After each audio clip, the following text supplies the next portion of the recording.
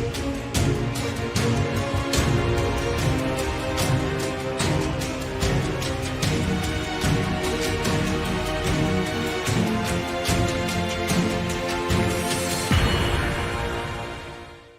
afternoon, good morning, good afternoon, good evening, whatever time zone you happen to be in. Well, sports fans, we are in for a treat tonight. I was able to reach Fred Rispoli on the phone yesterday, who is bringing the class action lawsuit in Arizona, and got to talk to him for about 30 minutes yesterday and found him to be a very nice guy. And he agreed to come on and answer any questions that I could find from the community in the last day. And so without any further ado, this is really not about me. It's about everyone getting a chance to be able to know Fred. So I'm going to bring him on now, and we'll get this party started. Hi, Scott. Hey, Fred. So first off, I think you may want to introduce yourself to the XRP Army community. And I believe this is your first interview video that you've done. Is that correct? It is. So if I make any rookie mistakes, please forgive me. And it's no problem at all. And the purpose of why I wanted to have a chance to ask you questions is kind of like yesterday. I'm curious to be able to find out about you personally. And then, of course, the big elephant in the room, find out about how you came to decide to put the class action lawsuit together, how long you've been in the community, all those kinds of things. So if you're ready, then I'll just ask you the very first question. How did, on a personal level, how did you decide to become an attorney? Well, it's a long answer, but I'm going to keep it real brief and simple. Basically, when I was in college, I trained in biology and got a biology degree, realized I wasn't smart enough to do some of that work. And so I didn't quite know what I was going to do at the time. And I graduated and became a teacher. I taught in 7th grade. I taught science in a urban area in South Central Los Angeles, and realized that, that also was not something that I was going to be able to go forward with as a career, mainly because it was just so sad and difficult to me personally. And I wasn't one of those super brave teachers that was able to handle that kind of environment for, 10, 20, 30 years. But I wanted to make a difference. And I thought, the next thing that you can do, what can one person really do to make a huge difference, is be a lawyer, because there's a lot of very important cases that lawyers, bring, fight, argue, that can have, tremendous impact on all of society, at least American society, and our court of law system. So that is how I became a lawyer in a nutshell. And so where did you grow up? I was born in Detroit. I only lived there for a few years, and I moved to a small town in Ohio called Zanesville. And then after I left there, I grew up in South Florida and realized I never wanted to live where it was cold again. I was about 10 or 11 when that happened. And I went to school in Atlanta, Georgia. And so Atlanta gets a little too cold for me during the winter, but I can tolerate it. So what I did was say, I'm drawing a line through the country at Atlanta.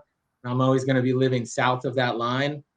And after Atlanta is when I graduated, and I went to work in South Central for a while. And then I moved out to Arizona to go to law school at Arizona State, and then worked there for a while, and moved out to Southern California, where I live now, and licensed to practice in both California and Arizona. I go back and forth all the time. And so you're living in Southern California now? Yes. I've been hearing through the grapevine that there's been a great deal of migration out of the state of California. Have you been seeing the reasons why some of the people are choosing to move? Oh yeah, it's we've had a lot of friends move away to the hot places right now, figuratively, not literally.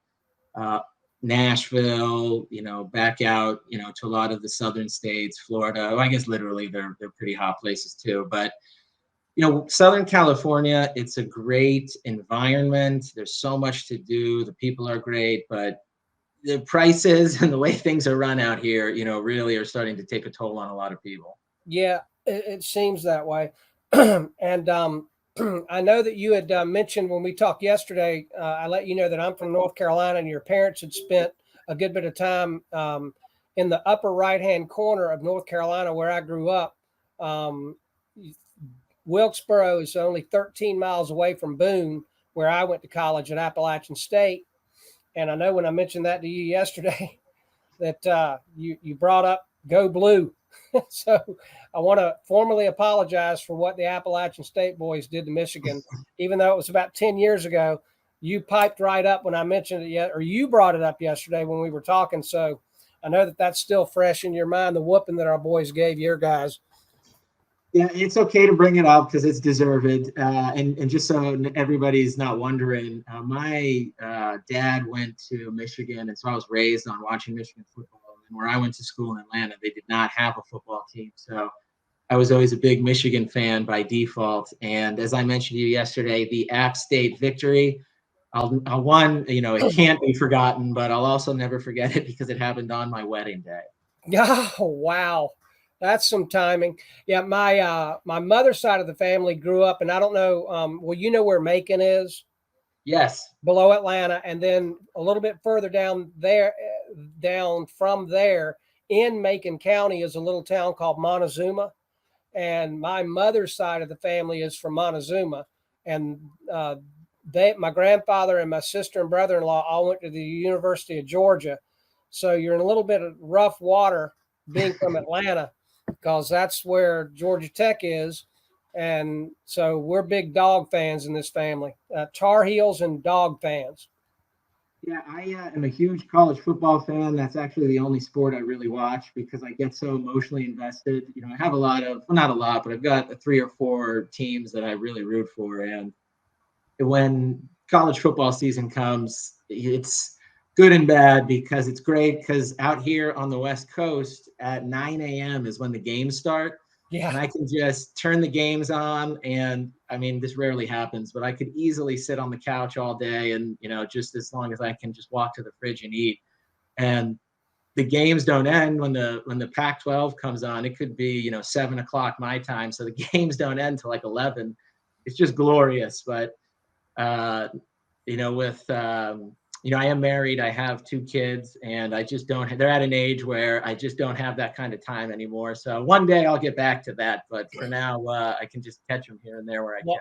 I do exactly the same thing. Only our time here starts at noon instead of 9 in the morning. So I'm very familiar with the marathon football Saturdays, and I'm thrilled that the University of Georgia won, and I'm also thrilled that Herschel Walker is running, I believe, for a Senate seat in the state of Georgia. And I really hope I got to see him play against UCLA back in the day. So I'm really hoping that Herschel wins. And so we're not. You just reminded me that Georgia demolished Michigan in the playoffs. He brought that back. That's not as bad, or that's definitely not nearly as bad as App State. And nobody thought Michigan was going to get to the playoffs at the beginning of the season. So it was an incredibly successful season. Well, and it stung to get beat like that, but at the end of the day, they were the champs, and they did kind of put a whooping on Alabama too. So Yeah, they did a really good job this year. I was really happy about that. Okay, so if it's okay with you, let's move into some of the things about the lawsuit. How long have you been in the XRP Army community, and what led you to bring forth your class action lawsuit? Sure. Well, I don't know if this is technically the in the community start question, but in January of 2018, I ran into a friend, not a close friend, but he's become close since, who started going off to me on crypto. Now, this is January 2018. I knew about Bitcoin, from like 211, 212. I didn't buy any. I remember watching it go up to, I have a vivid memory in my head of watching it go up to $600 once, saying, what, $600? Well, the time to get into that is over with.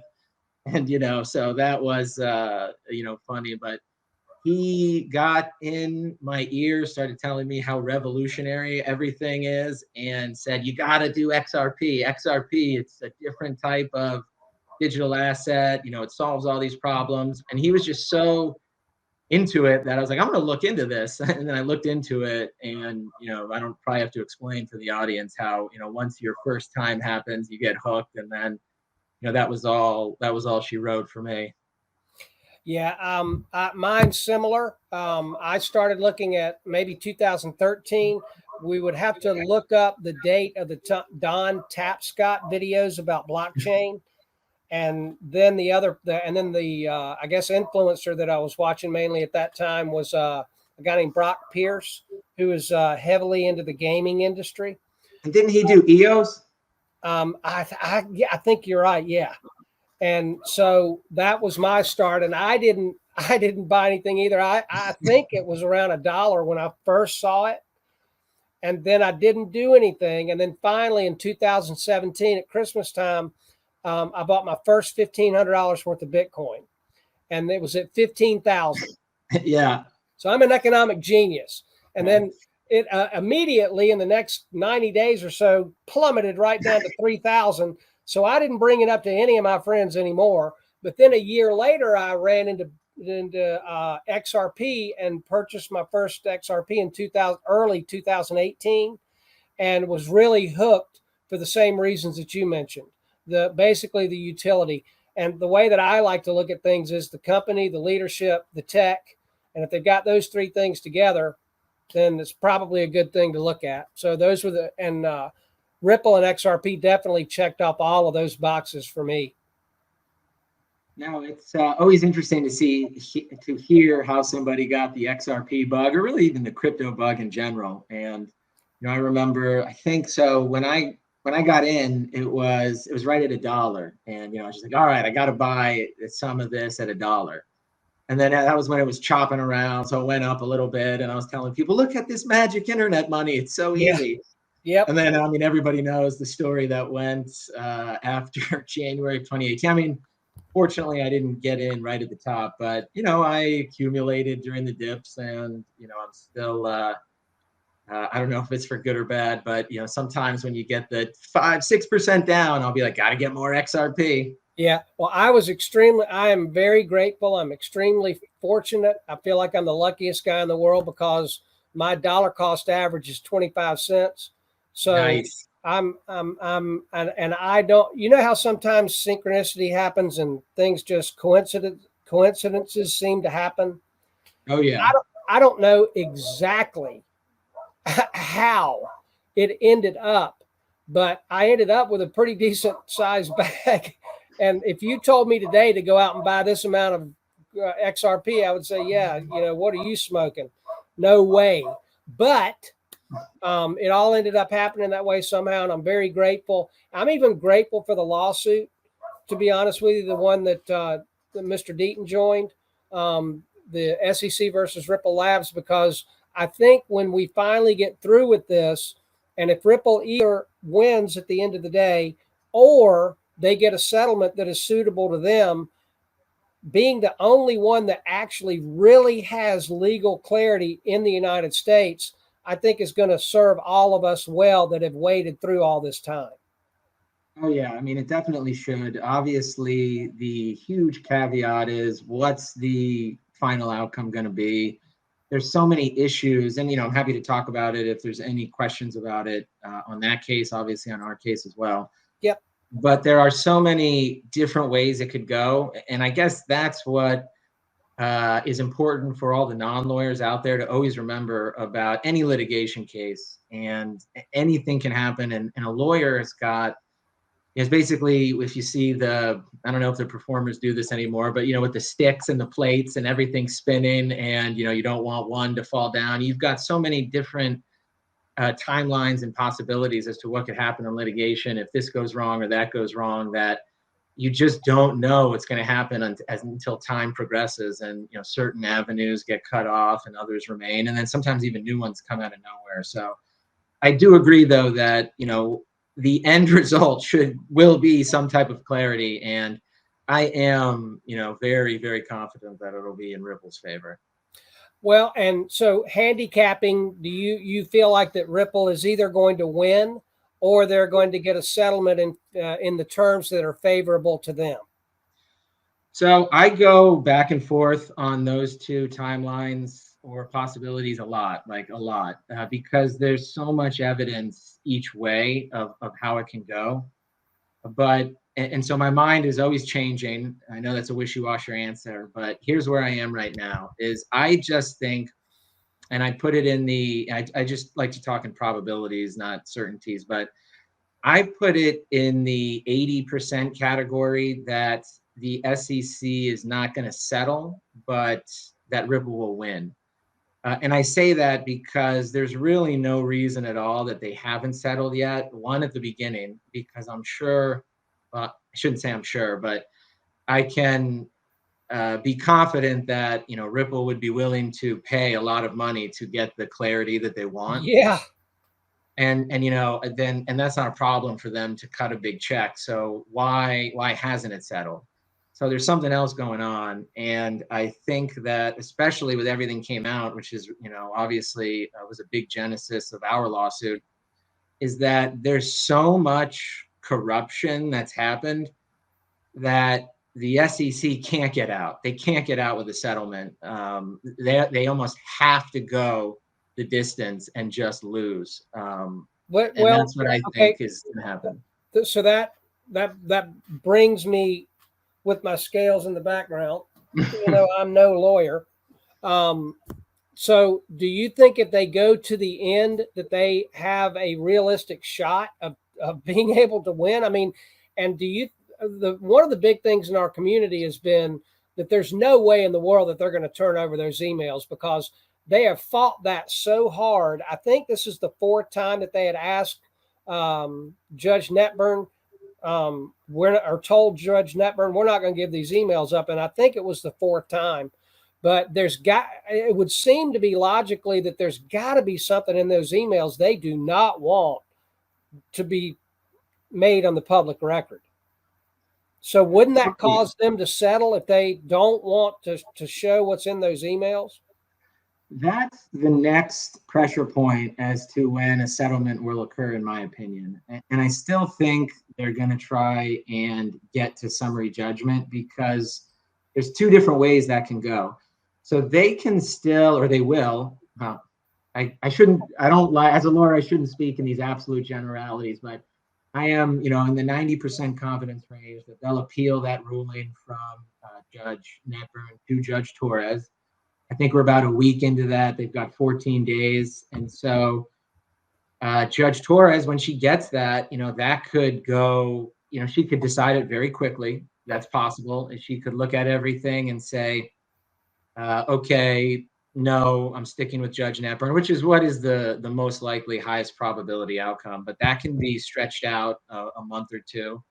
And then after that, they can seek a special action or a interlocutory appeal. I won't get technical. It's been explained before, whether that happens or not, but really they could force the Second Circuit to think about it. Yeah. And if the Second Circuit is going to accept it and review it, that's another 9 months right there that you got. And Ripple then has to make the choice. Well, do we still go forward with this Second Circuit issue happening or not? And honestly, if I'm Ripple, I say, all right, well, we don't have the emails, but we still go forward. Well, I was born 2 months premature. So I'm in the womb hanging, chilling. And I'm like, I got to get out of here and get on with this thing. And I've always been kind of a sense of urgency guy. And I think the one thing, I grew up watching Perry Mason and Matlock and all the lawyer shows and all the Law and Order shows and and so what I'm interested in finding out from you is that when you first decided that you wanted to become a lawyer and what the reality of it is, it just seems like that the wheels of justice turn so slowly. I would go berserk. I mean, how do you deal with the patience of having to deal with how long these cases end up taking? Well, you're not wrong. They do go extremely slowly. And, what is terrible now, especially is, and it's, going to be a factor in the Ripple case, is actually COVID. All of my cases have gotten pushed back. And I'll do a quick side note. The other cases I do, my whole most of my attorney career, I'll get into some of the early spots, is all just about helping people that got incredibly injured or devastated by abuse and neglect. And so, I am all about fighting for the people's rights. That's what I do. But everything ground to a halt in COVID. And because they stopped all trials, there is a 2-year backlog of trials right now in almost every court system across the country. And so what makes it even worse is that when you think of, there's different types of cases. So if you think of a car accident case, those are very quick. Those are like 2 to 3 days long. And that is very easy for a court to put a 2 to 3 day trial somewhere in their schedule. My cases of abuse and neglect, they usually take 2 weeks or sometimes up to 2 to 4 weeks. That's really hard for a judge to put that in somewhere. And a lot of my cases right now are being scheduled for trial end of 2023 into 2024. The Ripple case will easily be a month-long trial, maybe a 2-month trial.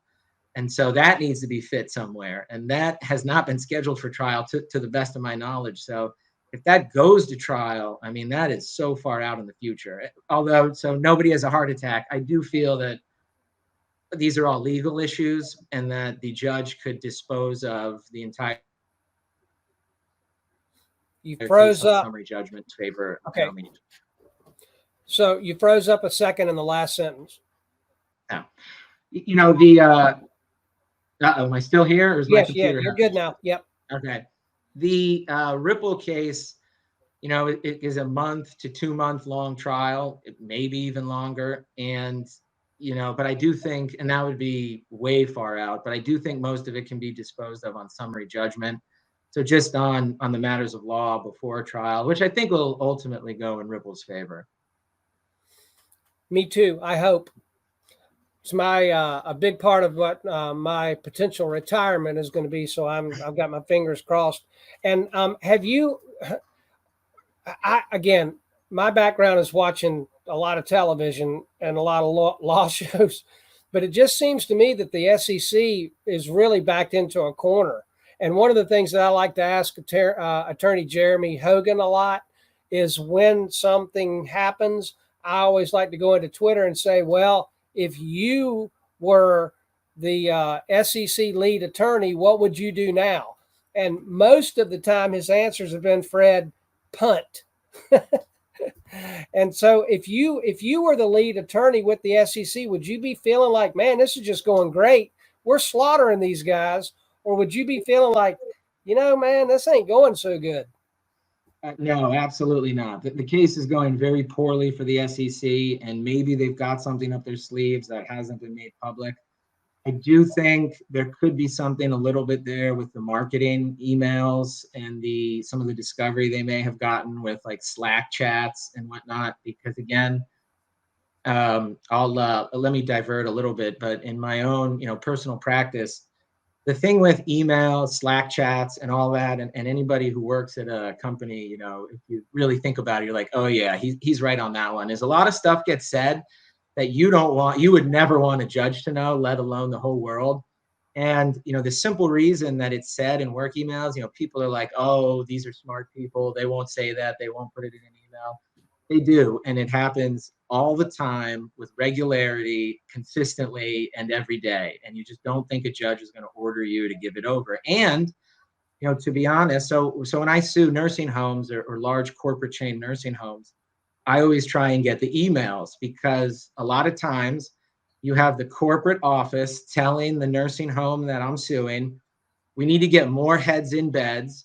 We're not getting our census. We're not making enough money. And then there'll be a follow-up email. Well, if I want to do that, and get all these extra residents, I need, 17 more nurses on staff.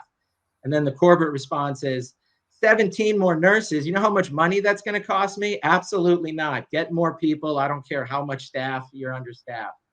And so that type of email crushes the case. I mean, in my favor, which is why they fight so hard not to let that email get out. And not Yeah. every judge, and in fact, most judges don't order those kinds of discovery to be produced. So, bringing it back to the Ripple case, I don't need to see the emails to know what's in them.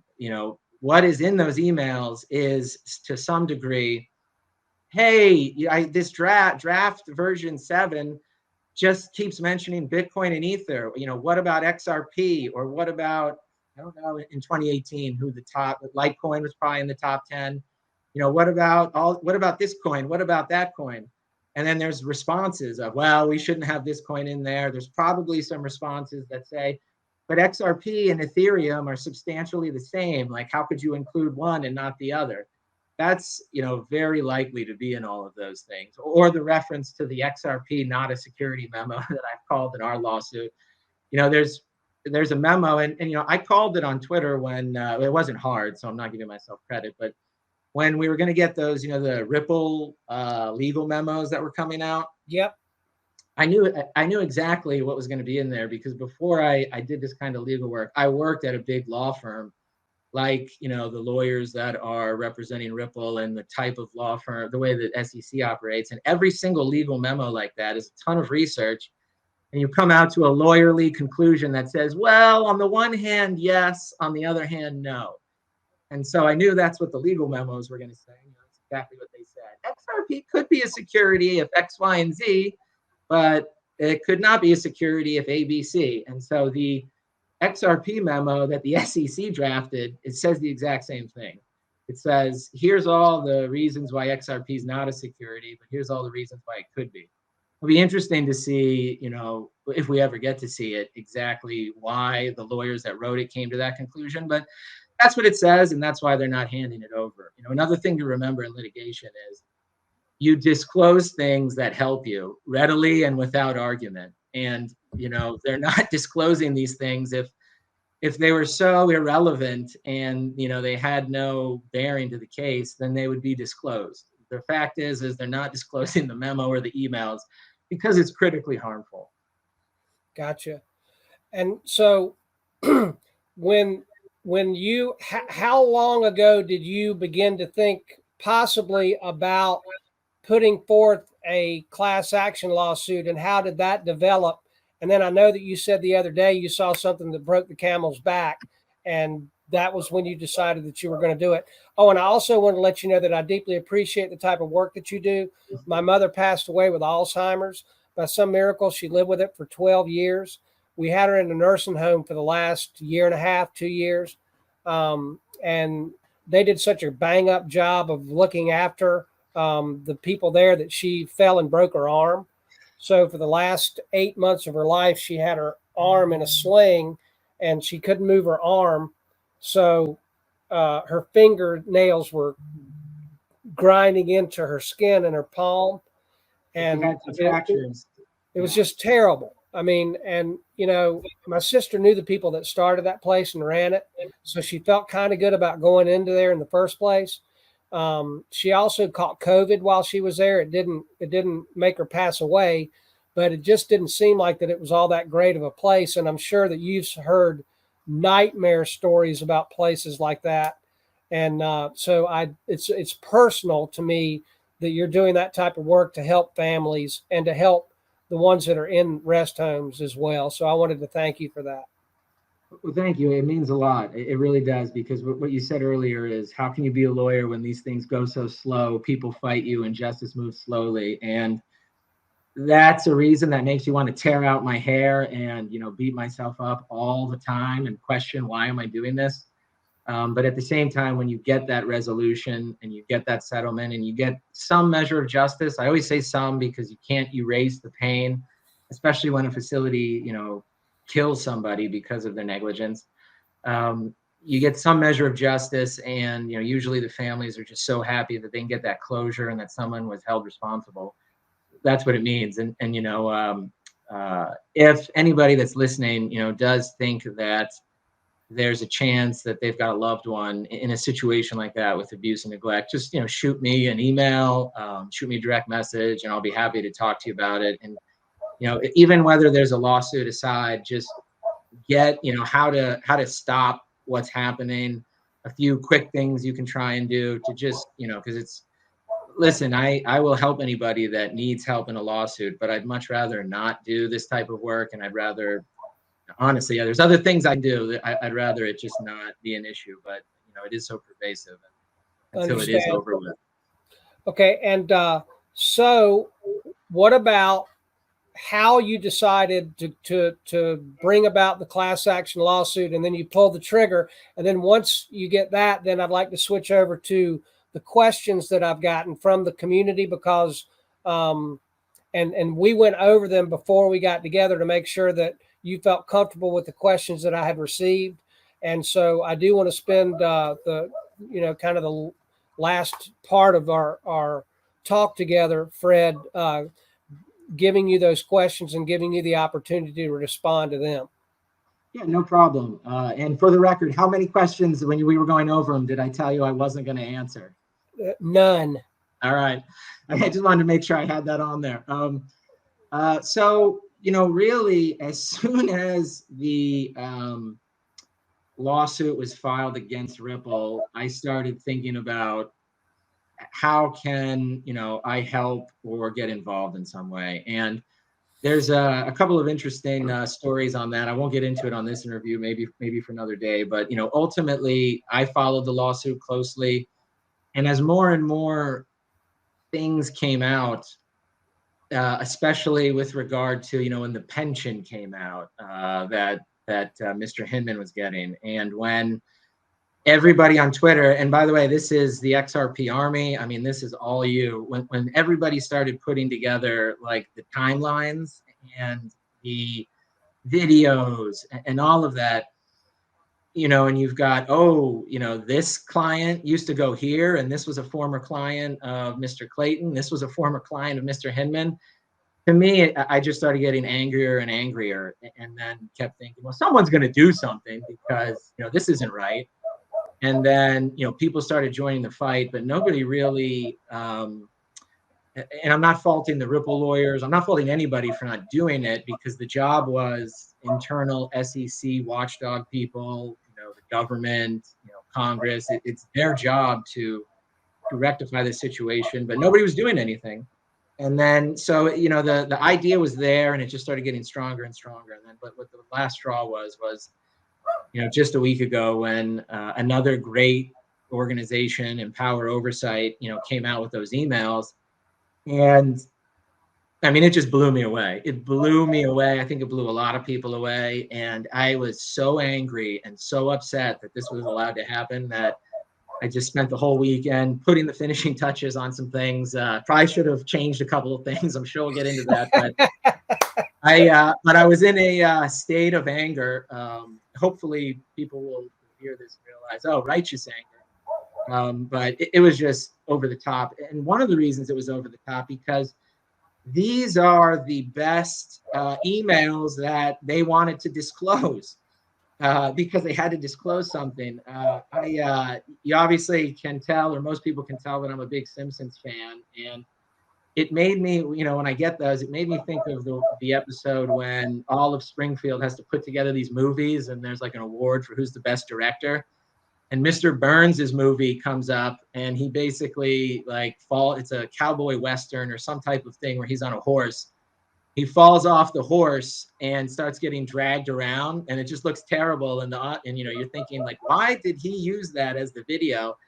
And then he's in the gallery, and he looks over to Mr. Smithers and goes, after 77 takes, that was the best one we had. And so that's basically what these emails were like. Like I know exactly how document discovery works.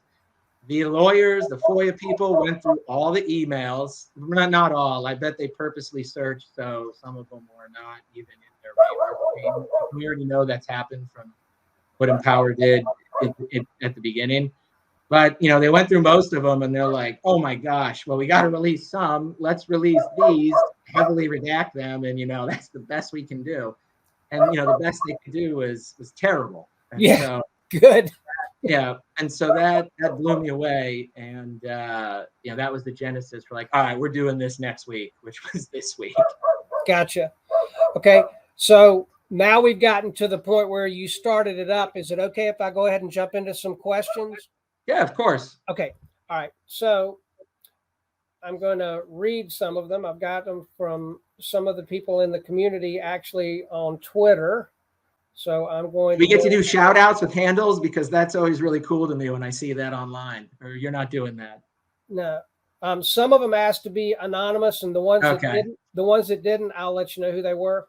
The first one is an anonymous question, and do you see that your lawsuit should get thrown out? If it gets thrown out, would severely destroy Deaton's case? No. Throw it out. Go ahead. Sorry, I didn't want to interrupt you. Okay. Should the courts throw it out, will it harm Deaton's case? So the answer is no. And there's two things that I want to emphasize in that question. I can obviously get into it.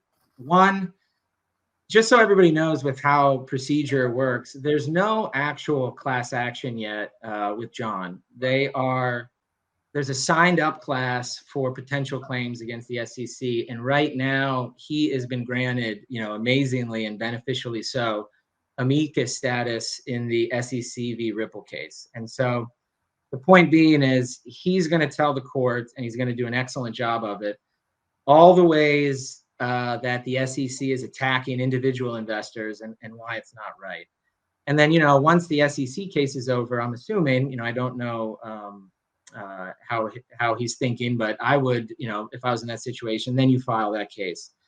And so in this situation, in our case, it should not, people can argue, anything, obviously, and there's a difference between legal effect and public opinion effect. But this case, our case, shouldn't affect it at all, because it's not even about whether XRP is a security or not. And it was purposely pled that way to not bring that up. And anybody who's read the case will know that it's purposely pled that it doesn't bring up Ripple at all in any way, shape, or form. So it doesn't go to that case at all, and it shouldn't affect the case at all. And that's the real short and sweet answer. And I can kind of go into what could affect the case and what could cut it off at the knees, just from a legal perspective, or if you want me to, or we can kind of go. Please do. So the claim that we filed is for tortious interference with a business expectancy. And that's just basically a way of saying you unfairly interfered with someone's contract, but there's no contract. And so, after doing a lot of research, hours and hours of legal research, on nights and on weekends, I think that's really the only claim for those two individuals, Mr. Hinman and Mr. Clayton, that can be tied in as a claim against them. And, there's other claims that you can go against the SEC for, but that's not my battle that I'm going to have. There's other people having that battle. So again, that's why the complaint was drafted that way. It was to explicitly not get in anybody's way, not step on any toes. But going back to the claim itself, you got to prove four things: that there was a business expectancy, that the defendants knew of it, and that the three is that the defendants intentionally interfered with it, and then four, there were damages. And so the hardest issue is going to be, as a matter of law, is there a duty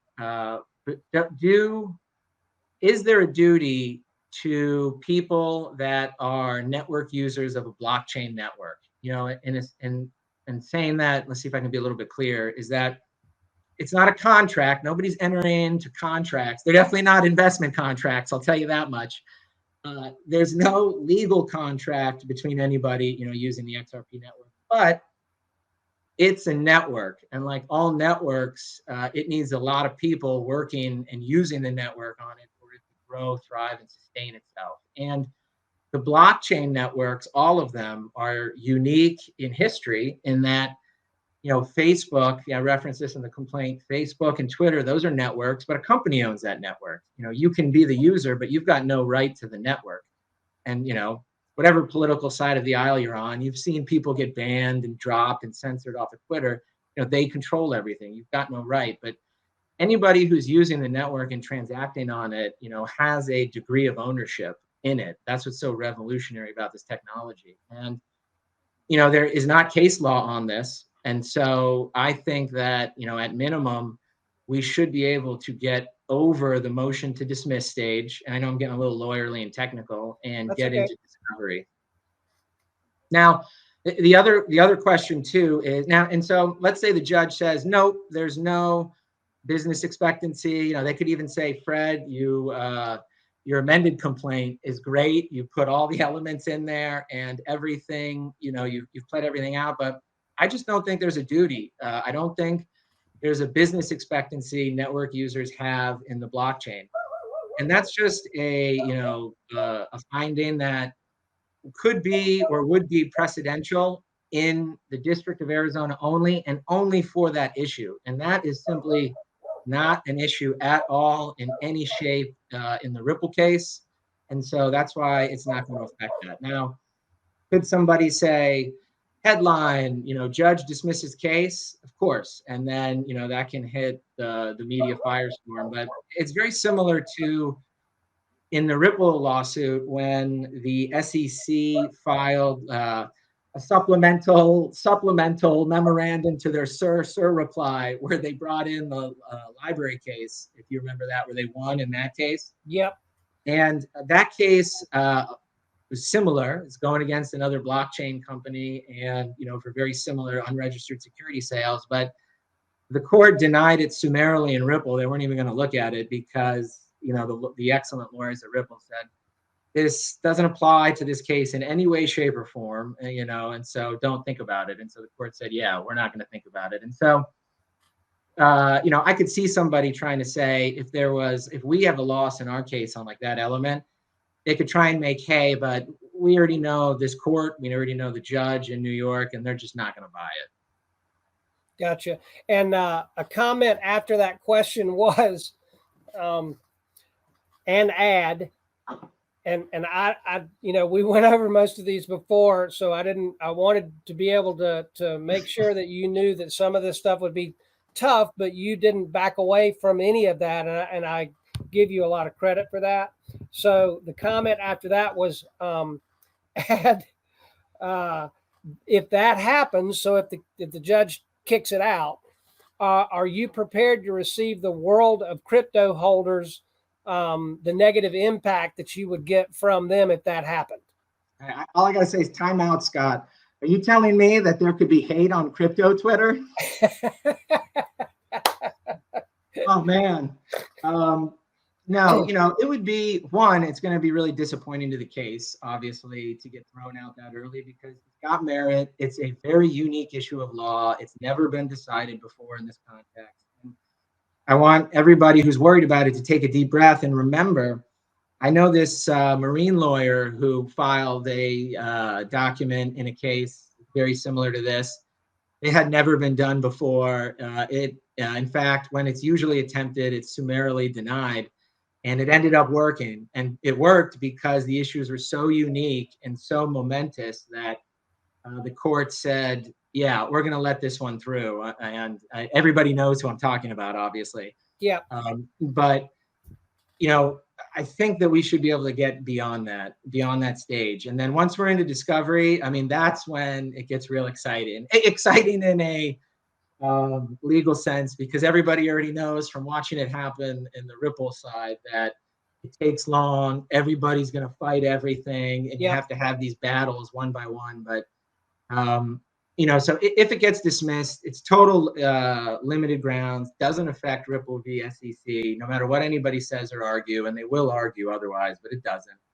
And I'm prepared for the wrath, and I can imagine that even if we won and got by it, there's still going to be some hate on there too. So yeah, and the last comment again, just to make sure that I'm getting everything out there, because I don't want anybody in the community to come back and say, "Well, Scott, you just threw him softballs, and we don't know any better than we did before. Why didn't you ask him what we really wanted to know? So the last comment is, are you prepared to receive the brutal criticism from the entire crypto community? That's if you end up getting, the case gets thrown out. Yeah, I am. I would like to think that, depending, there's a lot of different ways you can lose. You can lose gloriously, or, in a terrible, embarrassingly, this was your own fault way. So it depends on how there would be a loss. But, I don't think, we put a lot of research into this. I don't think that, it's a legal issue. And so, well, it's a legal and a factual issue, but I hope that the judge realizes there's so much uncertainty with the law and the fact that it gets beyond the first stage. But if it gets beyond, if it doesn't and everybody attacks, well, as long as we did it the right way and we put everything we had and we did all of the right things, you can't control what a judge does, says, or orders. You just hope that the judge made a fair ruling. And I'm very, very, we got a great judge draw on this one. Not super familiar, but I've already been doing my research to find out good things, and no nonsense, a very fair judge. And that'll probably lead into another question I know is coming. All right. Well, the next one is actually from a person that did not request anonymity. And he's actually one of my favorite YouTubers, influencers, and Moon Lambo. And I know that I do want to state for the record, that Matt was very fair-handed with everything concerning you so far. And that just is one of the reasons why he's one of my favorite YouTubers. He gave you the benefit of the doubt before he started saying, maybe this is going to, be really bad.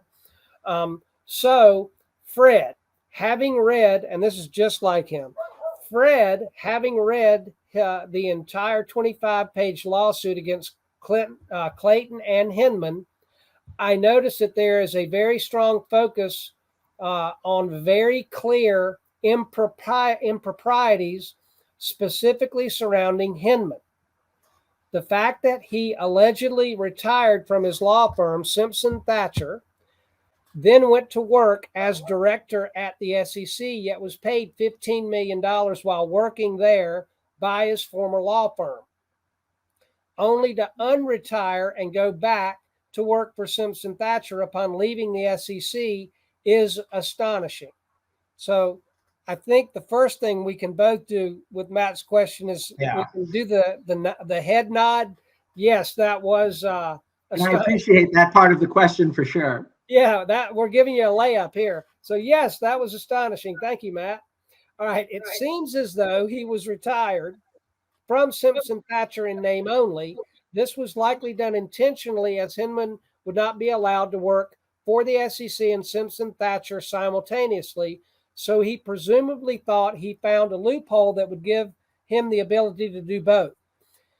We're getting through it. Okay. So given that the Enterprise Ethereum Alliance is a client of Simpson Thacher, and knowing that Hinman's Ethereum free pass speech from 2018 clearly benefited the Enterprise Ethereum Alliance, it is assumed that Hinman's behavior may have broken the law based on Title V.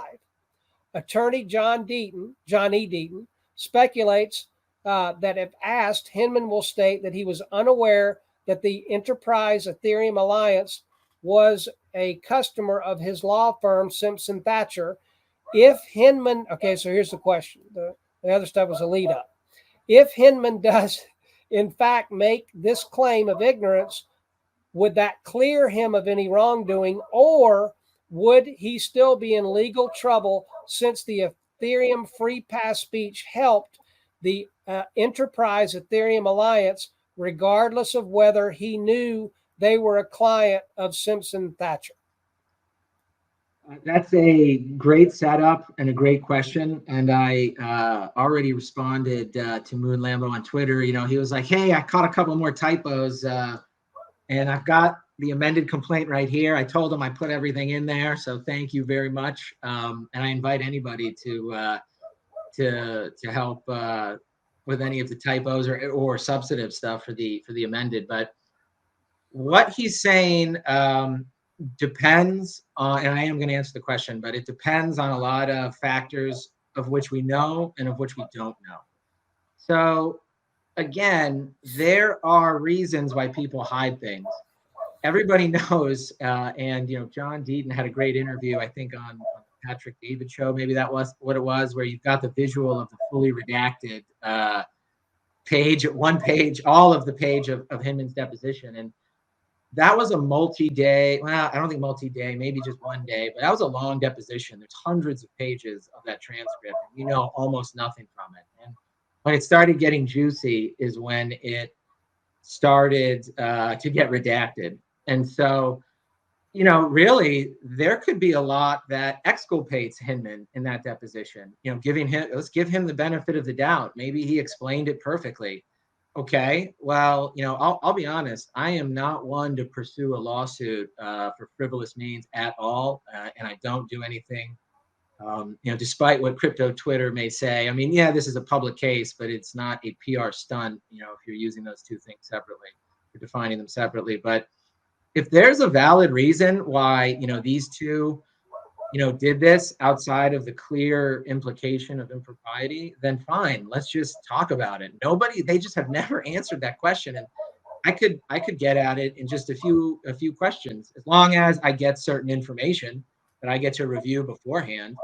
And so, yeah, there's a way they get out of it. Now, I think going to the point of the question, which is, and by the way, Scott, correct me if it sounds like I don't answer something, because that's a pet peeve of mine in interviews where I'm like, I don't think you really answered the question, and it drives me crazy. So I don't ever want to do that. So let me know if get me back on track. But I will, and thank you for that. Yeah, the thing is that if he says, I didn't know about the Ethereum Alliance, Simpson Thatcher has thousands of clients, how do I know everyone? Okay, that's not too bad for him. The problem is that the evidence really doesn't show that to date. Is how do you work at the Silicon Valley office? Well, let me put it in this kind of perspective, and I'll bring it back to one of my nursing home cases. Nursing home cases, a lot of the details you find out from CNAs, which stands for Certified Nursing Assistant. They're the backbone of the nursing home, and they, there's great ones that sacrifice so much, and then there's terrible ones that go to sleep, they're on their phone the whole time. Usually what it is they just have way too many residents to take care of, and they can't do it. So when I'm deposing them, the first thing they're usually instructed by their lawyers to say is, you did everything, you did it all top notch, and, you didn't miss anything. And then what I do is I say, oh, okay, well, so what are all your job responsibilities? You got to turn and reposition a resident. You have to change their briefs. If they're immovable on their own, you have to use something called a Hoyer lift that takes 2 people to operate. And, if anybody hasn't seen it, it's basically you have to have a machine to lift somebody out of the bed into a wheelchair. You got to do bed baths, you have to do hygiene. The point is you have to do a lot of stuff. And then they say, yep, we did all that for your client, that we did everything right. And I'm like, okay, well, I've got the staffing sheet here, and I've got the census that says, here are all the other people, just like my client, Mr. X, that had all these problems.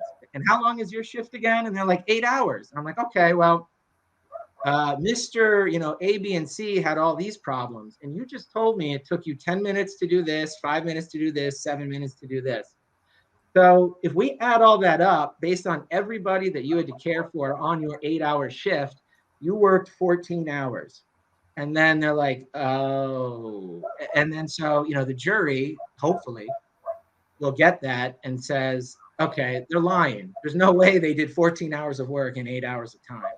And so that's why, you hear a lot of people talk about discovery, because, yeah, you can lie, you can disassemble, you can do all sorts of stuff in a deposition. But if you have other documents proving that's not true, then you'll get caught in a lie. And so if the situation that Moon Lambo was saying, is happening, I didn't know, then we need stuff that says, yeah, I did know, or just stuff that makes it so implausible that that story is not going to be believed. Hopefully that answered it. Okay. And I think it did. And he also says, in Moon Lambo style, as a second question, if you care to. I love that he's asking permission. In his first release version of the lawsuit, he used the name Willie and Homer. He said in earlier drafts the names were much worse. Ask him if he's willing to share those worse names because that might be funny. Yeah. You did not ask me this question beforehand, so I didn't know this one was coming. He threw that one in on me late. I'm sorry about that. Yeah, I will, but no, I'm not. That's no problem at all. I will not answer that question because they were expletives. A lot of times that when I'm drafting briefs, I do that a lot, where just to let off steam, I kind of do those things, and then I Control F, replace, and put everything back to the way it was. So there were a couple of iterations in there before it went to Homer and Willie, and. I think maybe if we get a little bit farther, considering the hate that's come out, some of it valid on those two, that naming choice. Those original names will be saved for a later day. But yeah, they're very, very funny. And it wasn't just those two. Throughout the complaint, everybody had a very specific name, and they were all changed. I gotcha. And then we've got another question from another person that asked to be anonymous. Thank you, Scott. Yes. What are Fred's intentions for his lawsuit? And the other one you've already answered, but I just want to make sure that I get it out there again. And will he rewrite it in a more professional manner? And I think you've already addressed that one. You probably have already covered the, what are the intentions? But if you want to state that again for clarity for that person, great.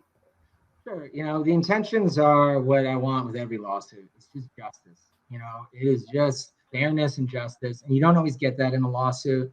And, in truth, a lawsuit, especially the justice system in our country, isn't designed for complete justice, but it's a measure of justice. So, I don't think anybody disagrees with me that what these two, strongly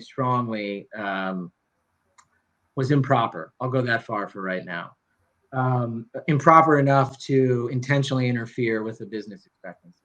On Homer and Willie, that using those two names was unprofessional and disrespectful. And it was intentionally so because I neither feel those two are professional nor deserve it of any respect. And I say that because I have zero respect for them. And the only thing that's going to change my mind is if there's a sincere apology and some restitution. And everybody deserves forgiveness. And if it happens, then I will be the first one to change my mind. And I just don't want people to forget that these people intentionally did this, filed this claim against Ripple, knowing what it would do to our class, which is XRP holders. Let's not forget, the great job John did on getting that Grunfest letter. I have it pulled up on my other computer, and I'm going to quote from either the second or third page, which it says, given the significance of the liquidity to the XRP market, the withdrawal of intermediaries, so the withdrawal of Ripple, will cause billions of dollars of losses to innocent third parties. And that is a nice way of saying this will savage and wreck everyday people on Main Street, people who are banking on this, to get out of debt slavery, or, it's a great way to avoid the way people get ripped off now with money transfer. They were explicitly told by a sitting commissioner, you are destroying people if you do this, and there is absolutely no reason or justification for doing it. And so that's why I was so heated, and that's why I did go overboard, and I shouldn't have used those names. I have already started on the amendment complaint, and I guess I don't know if it's going to show up here. I'll hold it to my computer as close as possible. But here it is, everybody. It's been changed. It's been amended. It's in there, and so I don't want to get anybody. I hope nobody gets too riled up for that because it will get changed. It will get put in. And what I really want is I want everybody, that is upset about that. And, there's valid criticism. And also, side note, it would be based now knowing that the judge I have, it would be very subject to a motion to strike, and I'd have to refile it anyway. But take out those two names, and then do you feel better? And if there's something missing or there's something that you're like, wow, this is totally off or wrong, then that's the next step. But it is changed. It's changed. It's fixed. It's out of there. And even though I think they're not deserving of respect, it was unprofessional, and it is fixed. And I'll have to admit, in my own small way, it's not exactly the same, but I refuse to put a capital S on anything. We put out press releases from time to time, and I refuse to put SEC with the capital S. It's always lowercase. I like that. See, that is, I don't know, maybe that's not going as far as I went. And so, again, I take full responsibility. It is changed, so calm down.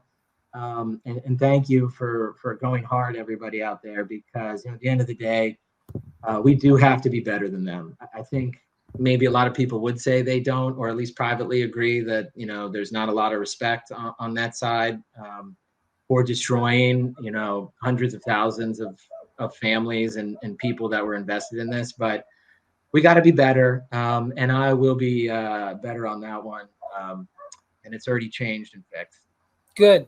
Well, I will tell you, I've gotten to know Mr. Deaton a little bit, and getting to know you a little bit. I feel very passionately now that the worst kind of lawyer is a pissed off lawyer. Because I think both you and I think it also speaks volume of your character and your integrity, that you and John both seem to have had that moral outrage that, what, this is just wrong. And that's what compelled you to take action. And I think that's a good thing. That shows character and ethics to me, and integrity. I've got another question. I'm not sure if this person wanted to be anonymous or not, so we'll just leave it out so I don't get in trouble. How could he not know? And again, it's kind of the same thing, but I told him I'd ask. How could he not know using the silly names wouldn't potentially piss off the judge and cause them to kick out the case? So it's not a question of not know, because I did think about it for a while before I did that.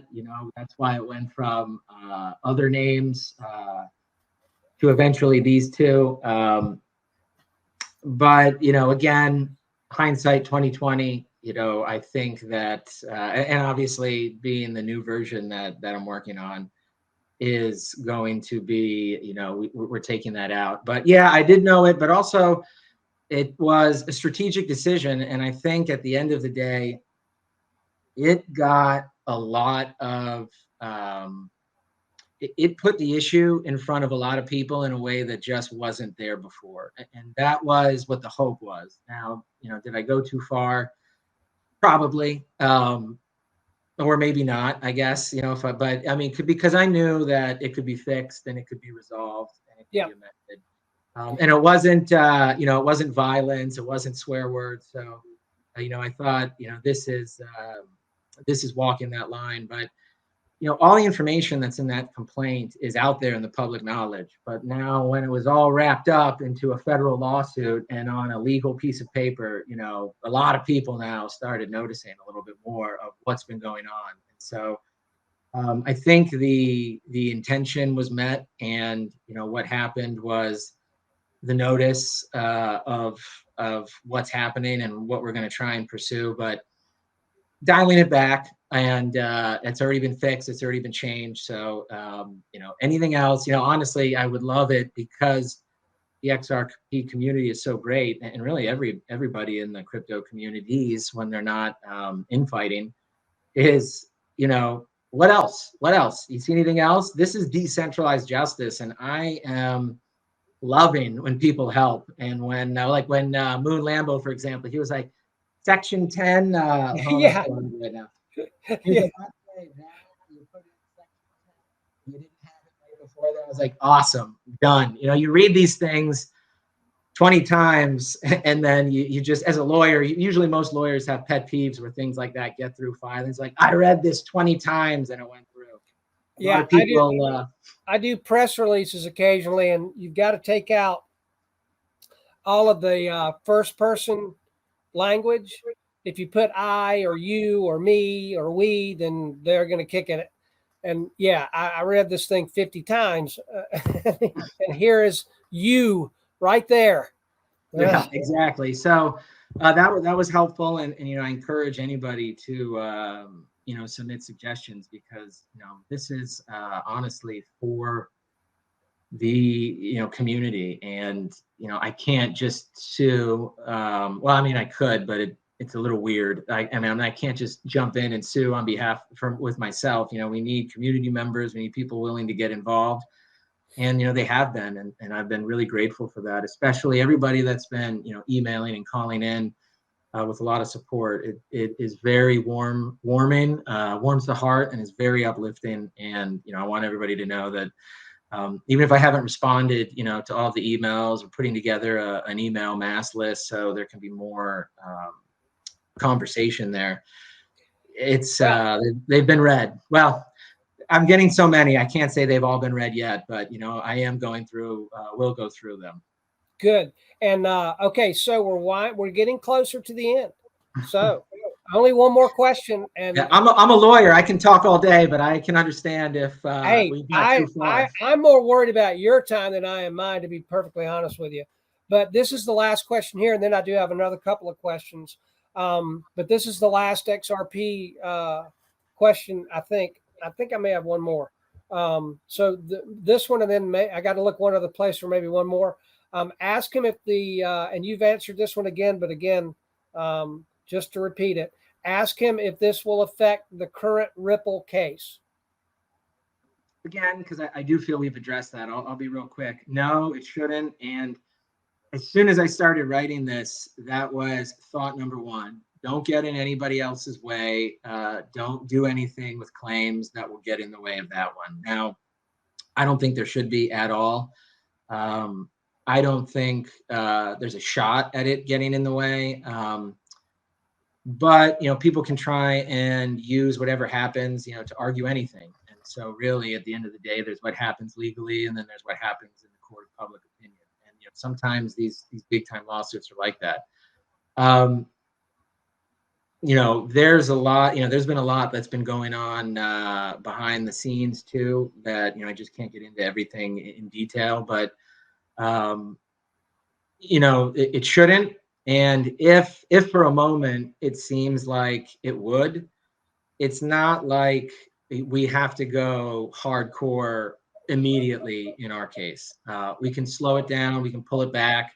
We can refile it, at a later date. There is absolutely no pressure to move this thing. In any lawsuit, the big pressure is something called the Statute of Limitations.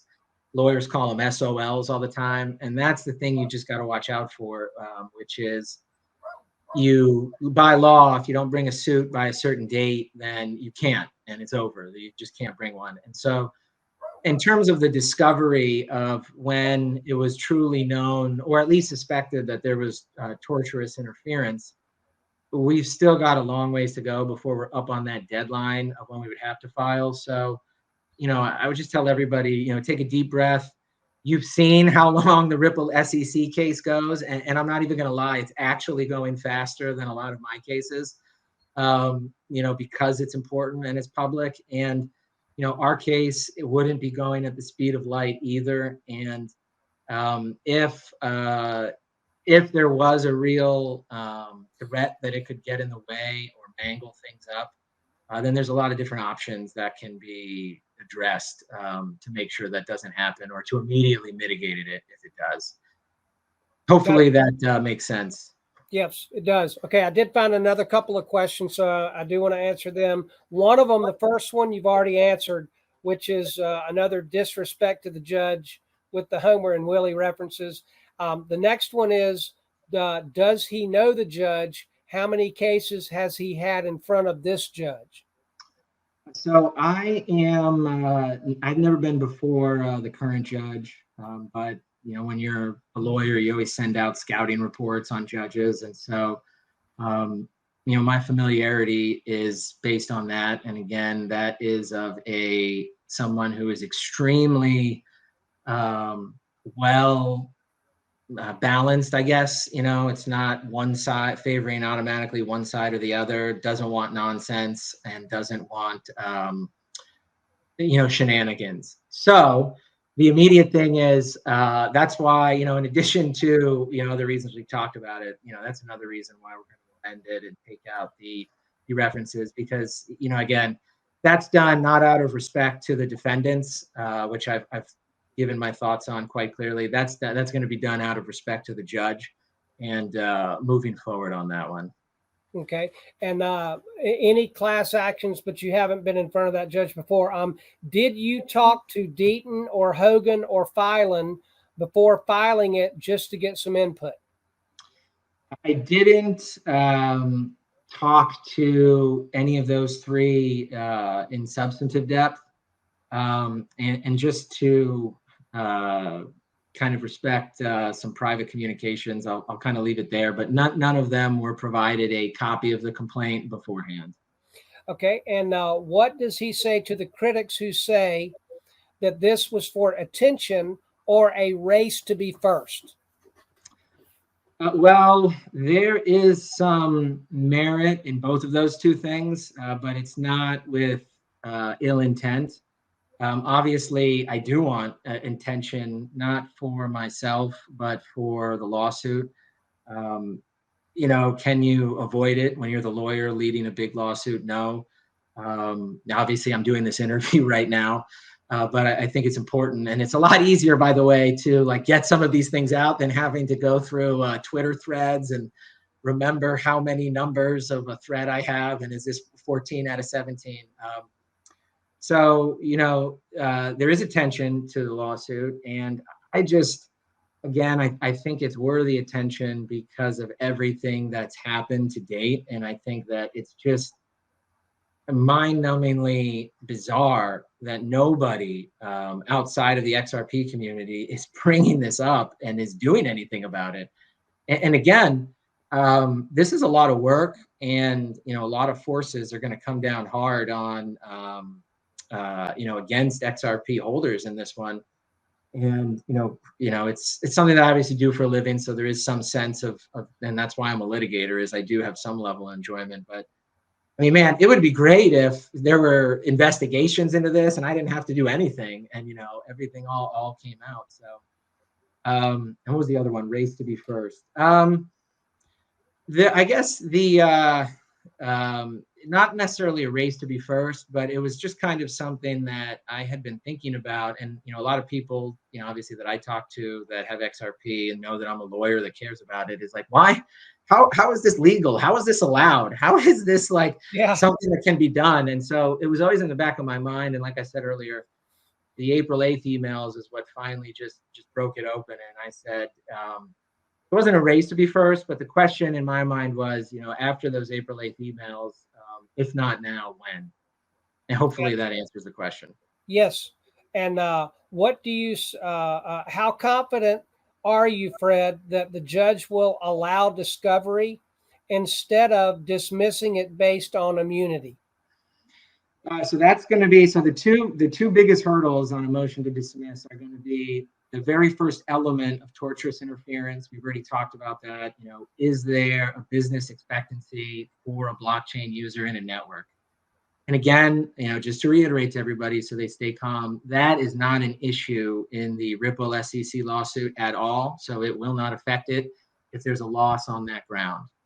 Now, there is going to be an issue so the next issue that I would fight if I'm the defendant's counsel is the sovereign immunity issue. And that's also a good claim.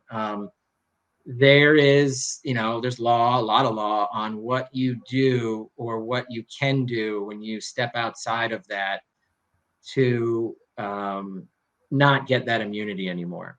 And so again, we think that we've got enough in a pleading on the motion to dismiss stage to get by it. But if we don't, all that means is that this particular judge in this particular court felt that two individuals that worked at the SEC were acting in their capacity and, can't be sued personally. What does that mean? Well, that means that, the planned lawsuit from John against the SEC still goes forward. And he's got that same issue in that suit, which will be, very similar. It's not the same because it's a government agency, not two people, but can the agency itself be sued? And there's, again, a lot of law on that one, and that'll be a question as well. But again, our lawsuit is very specific to two individuals outside the SEC, acting outside the SEC. So it doesn't have a legal effect, or should not have a legal effect on any of the other, the current Ripple SEC case or the eventual class action against the SEC from XRP holders. Okay. And how many people do you have helping you? Hinman and Clayton had the SEC attorneys and Sullivan and Cromwell and A16Z and Simpson Thatcher, and they will be gunning. Excuse me. They will be gunning for you. Well, that is very realistic. We've got people that are helping we've got people that are helping, in a informal role. But, to that specific question, I don't know. My concern isn't against these other companies right now. That these private entities, the law firms themselves, it's about, these two individuals. So I don't know if they want to jump in onto this fight. There's really no reason. And, there's different ways that it can play out. And again, there's a lot of different options kind of to go forward with. So, you just kind of have to, in litigation, sometimes you got to see where it goes. And, again, if we have information out and, there's just not support for the claim, well, then there's not support for the claim. And, it just goes away and, the other claims go on, or we can take a time out and, let other things play out. So it can go a lot of different ways. And, basically, I can't answer that question, not because I don't want to, but because I don't know how it's going to play out yet. And, that's like a game time decision. Gotcha. Okay. And if the case does get dismissed, won't that prevent a future case because they can claim it was already decided? So the legal principles are called claim preclusion and res judicata. Those are just fancy legal theories that you can't re-sue something. And so it has to be, very specific. And in this situation, if there is a dismissal, it's only on torturous interference because that's the only claim that's pled.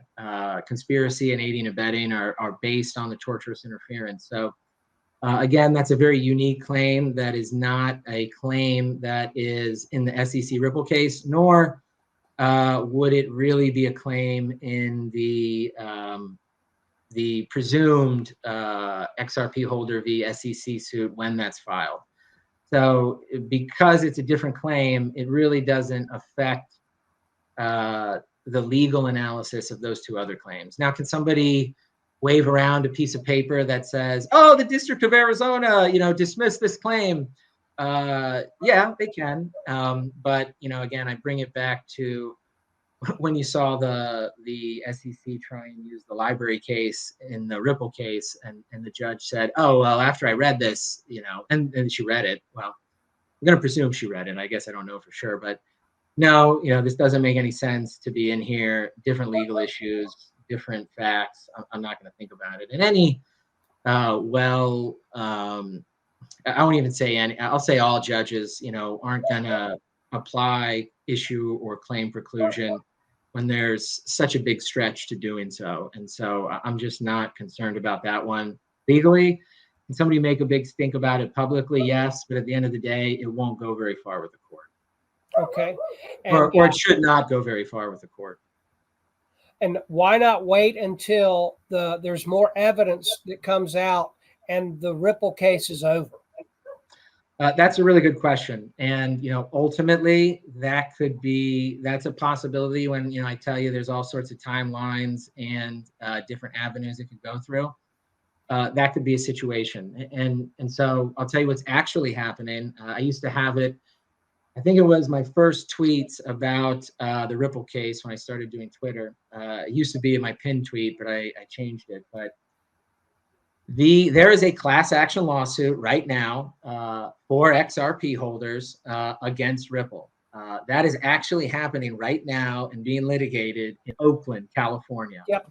And everybody knows about it. Yep. Well, not everybody, I guess, but most people know about it. And so, that case, how that comes out, that case actually has the biggest effect on the cases right now with SEC and Ripple and with John's case. I mean, by far, totally, because that whole case is about securities. And so, if that case were to be decided before the SEC Ripple case, SEC attorneys would be like, look, not only did a judge in Oakland say they found that these are securities, but the lawyer that's representing Ripple in Oakland is the same guy here in the SEC case. And so that would be, not good. But one, I'm not involved in that, so I don't have that pressure on my shoulders. But two, that case actually has been scheduled in a way that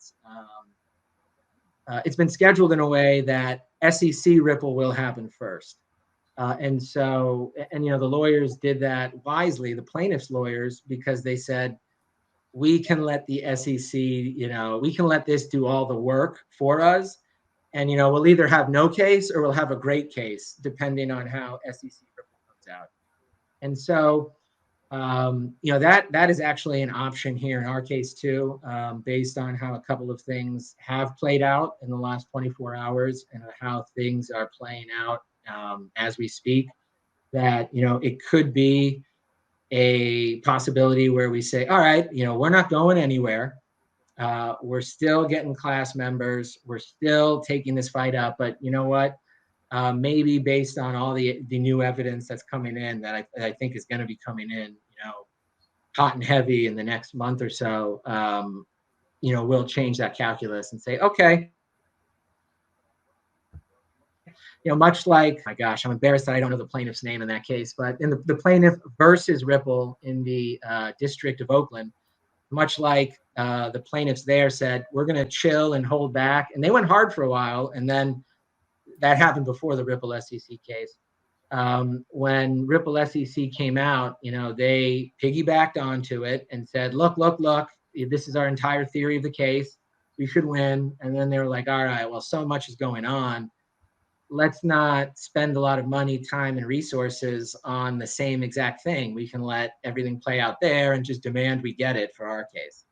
And so, yeah. So hopefully I answered that question, but to wrap up the question, that is an excellent question, and it can easily be tabled and allowing everything else to happen. All right. And are you worried? Two more. And that's all the legal questions. Are you worried about the SEC using this case to delay the Ripple case? Yes and no. I'm not from a legal perspective. It just doesn't have anything to do with the Ripple case. And so there's no reason for it to be delayed. However, we've seen the SEC Ripple case go forward, and we've seen them use absolutely everything in their power to delay it. And well said. Yeah. Absolutely. Goodness gracious. Yeah. And the name of the game is delay, because again, going back to our earlier conversation, I think that's all they have now is just delay. So I'll go off on one tangent and then tie it up is, the next thing that's coming up is, next week, there should be the summary judgment briefing schedule 2 weeks after, the Larson and Garlinghouse answer were done. And nobody should be surprised that there's another letter that says, we want the summary judgment motion to first start in November of 2022. And then Ripple will be like, we want it to start in May. And, then they have that fight with Judge Netburn over how do they schedule, the the briefing. Again, who knows what's going to happen, but as a betting man, I think that's the next tiny battle of, we want to push our motion for summary judgment out as long as possible. And, we don't. And, honestly, tying it back to the question, if the attempt was to the SEC, look at this Rispoli guy and the O'Leary Clayton Hinman case, then we can just table it and say, hey, this isn't a reason to hold up that case. So there's a lot of one, they shouldn't. Two, if they do, we're not going to do anything to hold up that case at all. That's something where I would be afraid of crypto Twitter, because I would be angry at myself if it were things like that. So everything is going to be done to avoid that scenario. Gotcha. And okay, last legal question. What if they try and consolidate the cases? It would be very bizarre to do that. Again, it was very bizarre to me that they filed 4 motions for reconsideration on the Netbert ruling. So I guess I shouldn't put anything out of the realm of possibility. But, the argument would be, there's no business for any of this. But, again, if there is, or if there's an attempt, we fight it. And then, again, you obviously can always make a decision. Hey, well, why don't we just table this and let this play out? Because, we're not under the gun with the statute of limitations issue. And, all of the fresh evidence of all these indications of impropriety, or at least improper action, have just really started to come out in force. So we're not under any rush. We're not under the gun. So the question is, why do it then if you're not under the rush? It just seemed like it just got to that point where something's got to be done. And I know there's a lot of people that saying, cheering it on and being like, yeah, now is time. Like, we can't. But if it actually is a situation where it's getting to that point, again, I don't think it is, but if it were, we just step aside. We step aside and let that thing get finished and rolled up, and then we come back. Where I'm going to be here, Shannon's going to be here, the XRP's army is going to be here. It's not like we're not used to waiting around. Yeah, so, you can say that again. I used to have a full head of hair when I started in XRP. Yeah, every XRP holder is like that, and you have people. I'll say this, it's just kind of a funny anecdote, is that you hear people saying, if XRP goes to this, or if XRP goes to that number, I'm gonna get this and this. And I did something like that with our family. We all really wanted a nice massage chair, and I was like, if XRP hits $1, we're getting the massage chair, baby. And, it hit $1, and then my kids had been watching it so much that they knew how volatile it was. So they were like, get it. And then, it kept, this is the last time it broke $1. It kept going up. Yep. And then I was like, okay, well, we're safe. We'll get it. And then everybody knows where we are right now. Yeah. We do have the chair. Yeah. Well, good. That was a good buy. All right. So those are the legal questions. And then I just have a couple of questions to wrap up with, because I'm curious. Do you believe, as an attorney, that Elon is going to be able to purchase Twitter? Well, he totally could with his net worth. But there is, again, we draw this back legally. If people want to have a fight over it, they can have a fight over it. And it can be, but let's just say this. If he wants to purchase Twitter, and all of the board and everybody else went along with it, there can still be a shareholder suit against him to have an injunction. Once that's filed, and I think it was a little bit misquoted. I saw on Twitter, like the SEC was doing something or suing him with respect to Twitter, but it turned out, reading the article, it was just a Twitter investor, the shareholder lawsuit. They can just put the brakes on it. And so, that almost assuredly would happen, for economic or even political reasons. So yes, he could, but it would take a long, long time to close and settle out. And so the next question is, Kerry Lake going to be the next governor of the great state of Arizona? Oh my gosh. I think, it depends, because Arizona's it's an independent state. Obviously I lived there for a very long time before being legally a resident of California. But I go, back and forth often. We're an independent state. We don't like, Arizona doesn't like, BS and all that kind of thing. So it just depends on how it plays out. And really, it's just hard to make those calls until you're like in the last month or two of the election. So I don't know. I don't know, to be honest, who it's shaping up that she would be going up against. Well, if she'd like to come and be the governor of North Carolina, she's more than welcome to, because she's a lot better than the one that we got here. Oh, And, yeah. Yeah. Last question. Do you think Gavin Newsom is going to wind up as our president one day? I think he's going to run, and I think he would have a legitimate shot to be the nominee. It just depends on what the political environment is at the time. He actually, to be fair, I like to be fair to everybody. He's got some proposals that I think on their face are maybe unreasonable or not completely in line with maybe what his constituents want, but he actually has done other things that are really good and helpful and beneficial. So it kind of all comes out. And I don't know if anybody would be surprised to hear this, but a politician is going to try and do what's going to get them elected. Yes. So Shocker. Yeah. And so it just depends on, kind of what the sign of the times is as you get into an election, because everything's is so divided now. 5% of voters can push an election one way or the other. And so it's like, well, what's going to happen, a week before? And so if you decided to move out of California, would it be to Nashville or to Texas or to Florida? Oh man. So I'm looking at all, I was looking at all of those. Rule number one is no income tax. I don't want to be, in that anymore. So that's Tennessee, that's Florida.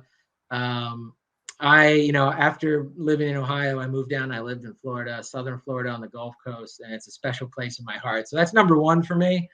Would probably be going to Florida, but I grew up playing tennis and I love the humidity. Not a lot of people can handle that type of humidity or like it, especially my family. When I take them there in the middle of the summer for vacation, it's definitely for dad. It's not for them.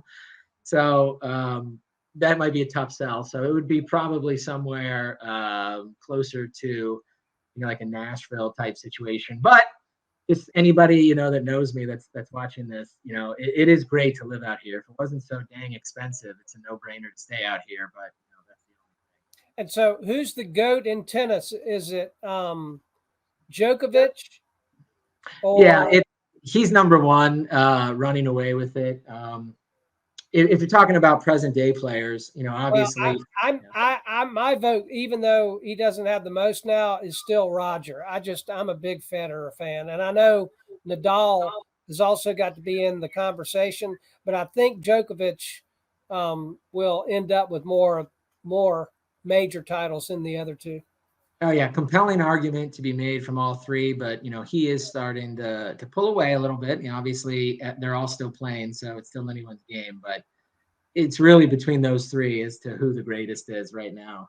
Well, I think Father Age is catching up to Roger because he's getting a little bit injury prone now, and I guess so is Rafa. So I don't know. All right, running around constantly back and forth, changing directions on a dime will put a wear on your body. And Nadal swings so violently too. I mean, he ends up here. So, Herschel is on with Hannity. I really hope Herschel wins in Georgia. Boy, what a football player. All right. Well, Fred, I want to thank you very much. I hope that I did the community justice by asking you every tough question. And coming from my standpoint, you didn't shy away from one of them. And you answered every one of them honestly And I want to deeply let you know that I appreciate that on behalf of our community. Hopefully, when I'm looking to probably publish this in the morning, make it public in the morning. And I hope that everybody will give it a watch. And if they've got any questions, they're more than happy to reach out to me, and also they can reach out to you. But my hat's off to you for the way that you handled yourself in this interview. You didn't back away or shy away. Your body language didn't do. I'm a salesman, so I notice voice inflection and body language a lot, and you didn't shy away from anything. So thank you for that.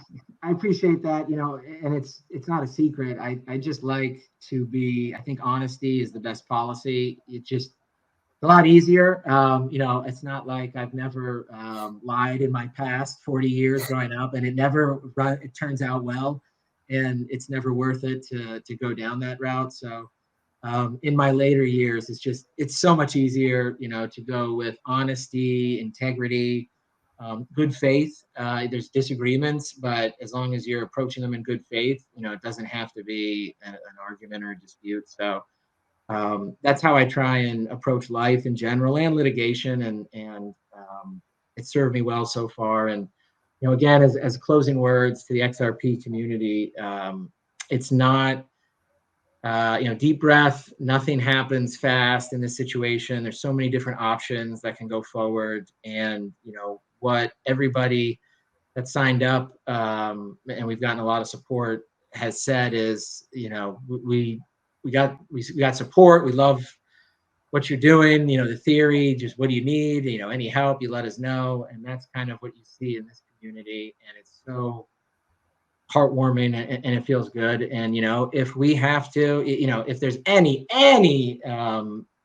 issue where this could impact a slowdown of the bigger issue that's being fought right now, that's just not going to happen. So, deep breath, don't worry. And like I said, already got the amended complaint, started and finished. So say goodbye to your two favorite names.